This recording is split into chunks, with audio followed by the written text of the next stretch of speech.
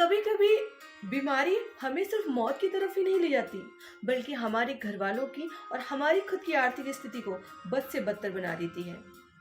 जैसे हम फेस्टिवल को मनाना नहीं भूलते, यदि हम कुछ ऐसी बीमारियां हैं जिनके प्रति जागरूक रहें तो बहुत सारी परेशानियों से हम निजात पा सकते हैं, बहुत सारी परेशानियों से हम छुटकारा पा सकते हैं। और आज का ही ये वीडियो आपके लिए बहुत ही विशेष होने वाला है, क्योंकि आज के दिन की जो बीमारी है वो वैश्विक और बहुत बड़ी बीमारी है। लेकिन यदि हम उसके प्रति जागरूक हो लें, यदि हम उसके प्रति जागरूकता इकट्ठा कर लें, तो हम इस बीमारी से खुद भी बच सकते हैं और अपने आसपास के लोगों को भी जागरूक करके उन्हें बचा सकते हैं। मैं social activist advocate Tanishka Gupta, JDF live में हर दिन कुछ खास कहता है। मैं आज के दिन 24 मार्च को जो डे है, जो बहुत खास है खुद में, उसके बारे में आपको बताने वाली हूँ। और इस वीडियो को आप जरूर से जरूर शेयर करें और चैनल को सब्सक्राइब करना ना भूलें, जिससे हर दिन कुछ खास कहता है कि महत्वपूर्ण वीडियोस आप तक पहुंचते रहें।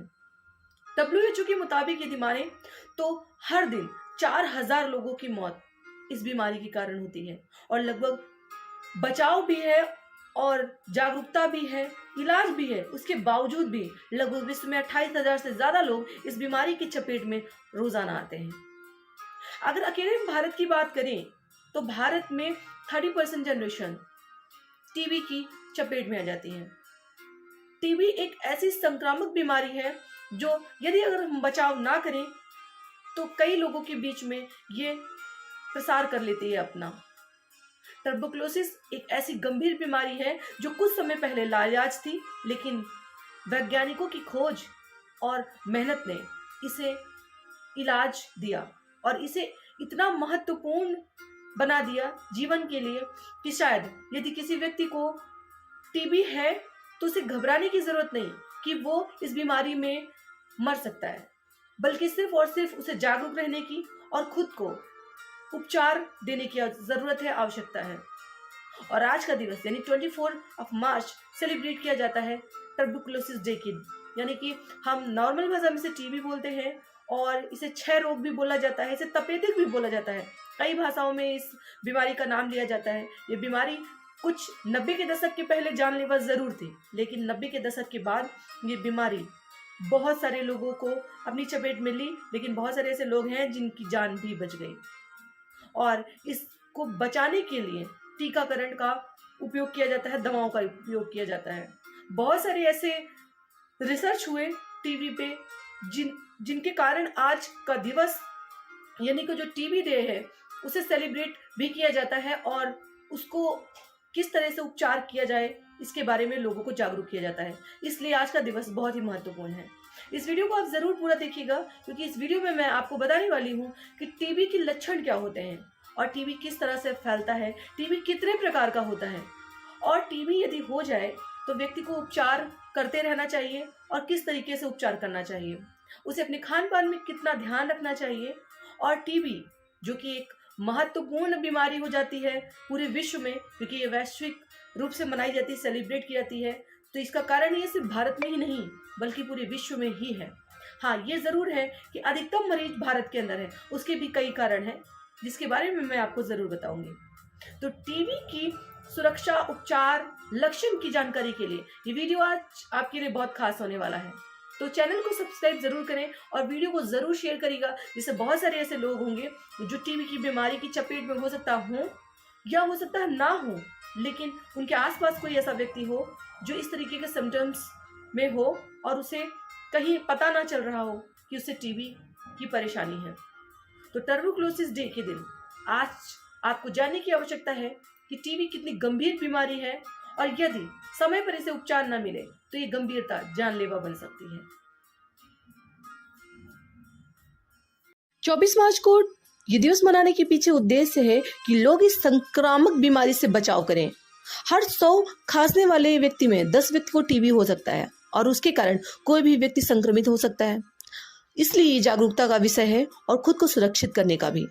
इसके अलावा आज के दिन ही 24 मार्च 1882 में जर्मन फिजिशियन और माइक्रोबायोलॉजिस्ट रॉबर्ट कॉच ने टीबी के बैक्टीरिया यानी जीवाणु की खोज की थी। इनकी यही खोज आगे चलकर टीबी के उपचार निदान में मददगार साबित हुई, जिसके लिए इन्हें 1905 में नोबेल पुरस्कार भी दिया गया। शायद ही कोई अब बचा हो जिसे कोविड के बारे में जानकारी ना हो। कोरोना काल में इतना तो सबको पता चल गया है कि ये फेफड़ों की बीमारी थी। वैसे ही टीबी भी फेफड़ों की बीमारी है, लेकिन टीबी इतनी घातक बीमारी है कि ये फेफड़ों के माध्यम से और शरीर में अन्य जगह भी प्रवेश कर जाती है, जिससे शरीर के काफ़ी सारे अंग प्रभावित होते हैं और फिर ये जानलेवा साबित हो जाती है यदि समय पर इसका उपचार न किया जाए। आज का विषय बहुत ही संवेदनशील है और बहुत ही जागरूक होने का विषय है। कई दशकों से लोग टीबी की महामारी बीमारी से जूझते चले आ रहे हैं। टीबी की बीमारी उन लोगों को ज़्यादा लगती है जिनका प्रतिरोधक क्षमता बहुत कम होता है। इसके अलावा जो लोग बहुत ज़्यादा बीमार रहते हैं, यानी कि जिनका इम्यून सिस्टम बहुत कमज़ोर होता है।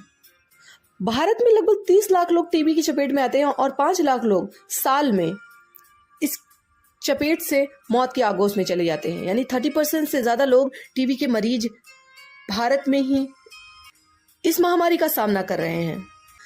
लेकिन बहुत तारीफ की बात यह है कि टीबी से निपटने वाली वैश्विक कोशिश में 2000 के बाद से 63 मिलियन लोगों की जान बचाई गई है। यूएन स्वास्थ्य एजेंसी के नए दिशा निर्देशों का प्रमुख उद्देश्य लोगों को टीबी से बचाने के लिए रोकथाम बचाव को तेजी से लागू करना है। 2018 में टीबी की रोकथाम के लिए जानकारी दी गई थी, लेकिन टीबी की रोकथाम के लिए व्यवस्थाएं अपर्याप्त साबित हुई। लाखों करोड़ों लोगों के जीवन को बचाने व उन्हें तकलीफ से निजात देने के लिए उपयुक्त इलाज और रास्ता होना चाहिए। विश्व में नेताओं ने 2 करोड़ से ज्यादा टीबी से संक्रमित और 60 लाख से ज्यादा एचआईवी से संक्रमित रोकथाम उपचार को सुनिश्चित करने का संकल्प भी लिया था कि बहुत जल्द हम लोग टीबी से अपने देश को मुक्त कर लेंगे। लेकिन ये सफलता भी इसलिए नहीं मिली क्योंकि जो चीजें उपचार जरूरतमंद आम आदमी तक पहुंचनी चाहिए थी वो नहीं पहुंचे, जिसके लिए टीबी से निजात नहीं मिली। वैसे तो टीबी के जो बैक्टीरिया होते हैं वो शरीर में सुषुप्त अवस्था में पड़े ही रहते हैं, लेकिन जैसे ही हमारी तंत्रिका तंत्र को कमजोर पाते हैं वो बॉडी में अटैक करते हैं। अगर टीबी तंत्रिका तंत्र को प्रभावित करता है तो इसे मेनिंजाइटिस या लिम्फोनोड टीबी कहा जाता है। पैराकाइटिडिस तपेदिक में हृदय के आसपास झिल्ली को प्रभावित करता है और पैराकार्डियम झिल्ली और हृदय के बीच फ्लूइड यानी तरल पदार्थ भर जाता है। इसके अलावा हड्डियों और जोड़ों के बीच भी ट्यूबरकुलोसिस का जो बैक्टीरिया होता है वो प्रभावित करता है और पूरे अंग को, पूरे शरीर को कमजोर और बहुत ही खोखला बना देता है। या यूँ कह सकते हैं कि टीबी का बैक्टीरिया जैसे ही शरीर में एक्टिव होता है वो इतनी तेजी से संक्रमण फैलाता है कि शरीर के सभी अंगों को खराब कर देता है और उचित समय पर समुचित इलाज ना मिलने से व्यक्ति की जान भी चली जाती है। आइए जानते हैं कैसे पता चलता है कि हमें टीबी है या जो भी व्यक्ति है उसको टीबी के लक्षण हैं। टीबी के लक्षण ब्रोंकाइटिस, निमोनिया और फेफड़ों के कैंसर के लक्षण से मिलते हैं, इसलिए जब किसी अन्य रोग का पक्का निदान ना हो पाए तो इसके होने की संभावना ज्यादा हो जाती है। वैसे तो टीबी के बैक्टीरिया सांस द्वारा फेफड़ों में पहुंच जाते हैं। फेफड़ों में ये अपनी संख्या बढ़ाते रहते हैं। इनके संक्रमण से फेफड़ों में छोटे छोटे घाव बन जाते हैं। ये एक्सरे द्वारा जाना जा सकता है। घाव होने की अवस्था में सिम्टम्स हल्के हल्के नजर आते हैं। इस रोग की खास बात है कि ज्यादातर व्यक्तियों में इसके लक्षण उत्पन्न ही नहीं होते। यदि व्यक्ति की प्रतिरोधक शक्ति कमजोर हो तो इसके लक्षण जल्दी नजर आते हैं और पूरी तरह से वह रोगग्रस्त हो जाता है। ऐसे व्यक्तियों को फेफड़ों अथवा लिम्फ ग्रंथियों के अंदर टीबी के जीवाणु पाए जाते हैं। कुछ लोगों में जिनकी प्रतिरोधक क्षमता बहुत अच्छी होती है उनमें ये जीवाणु कैल्शियम या फाइब्रोसिस के आवरण चढ़ाकर उनके अंदर बंद हो जाते हैं। जीवाणु शरीर में फेफड़ों या लिम्फ ग्रंथियों में रहते हैं, फिर ये हानि नहीं पहुंचाते। ऐसे जीवाणुओं के विरुद्ध कुछ किया भी नहीं जा सकता। ये जीवाणु शरीर में सोई अवस्था में कई वर्षों तक बिना हानि पहुंचाए रह सकते हैं, लेकिन जैसे ही हमारे शरीर में रोग प्रतिरोधक शक्ति कमजोर होती है टीबी के लक्षण नजर आने लगते हैं और ये शरीर में कई भागों में फैलने लगते हैं। आइए जानते हैं इसके उपचार के लिए क्या किया जाना जरूरी है। जब टीबी की पुष्टि हो जाती है तो मल्टी ड्रग रेजिस्टेंस टीबी में मरीज को डॉक्टर की सलाह से नियमित दवाएं लेनी चाहिए और खान पान पर खास ध्यान रखना चाहिए।